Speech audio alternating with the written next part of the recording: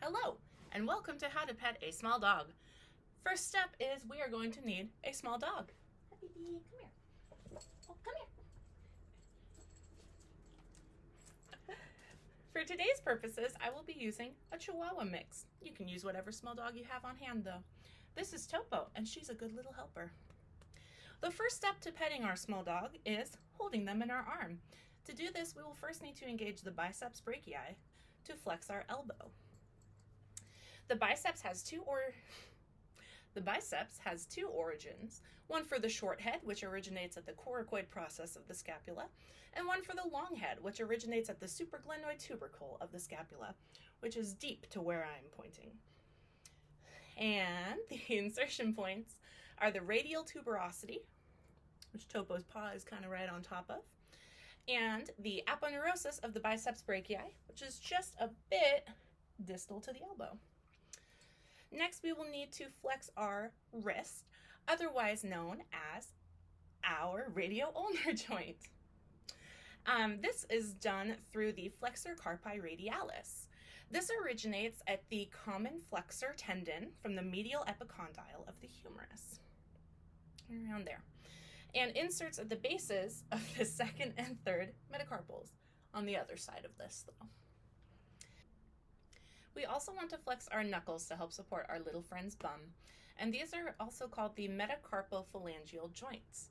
This flexion would take place due to the flexor digitorum profundus, which originates at the anterior and medial surfaces of the proximal 3/4 of the ulna, and inserts at the bases of distal phalanges and the palmar surfaces of fingers 2 through 5.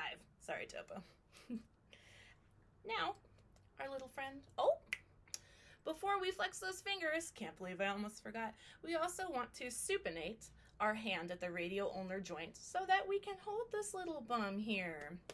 And this is done through the biceps brachii as well. So that's our supportive arm.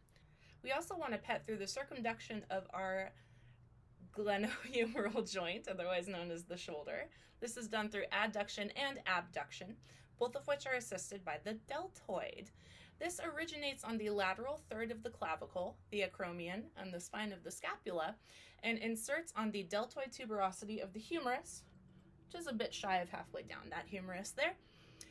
That's abduction and adduction. Now, adduction is also assisted by the pectoralis major, which originates on the medial half of the clavicle, the sternum, and the cartilage of ribs 1 through 6, and inserts on the crest of the greater tubercle of the humerus, right near the top there.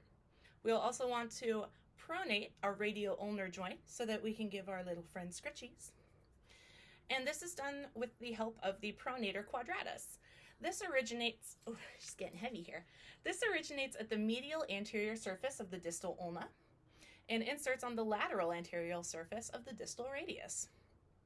We also have the option of flexing our fingers to give little scritchies, which is done through the help of the aforementioned flexor digitorum profundus. Well, that about covers it for petting our sweet friend. Thanks so much for joining me today, and please give Topo a round of applause for her great performance. Say bye-bye.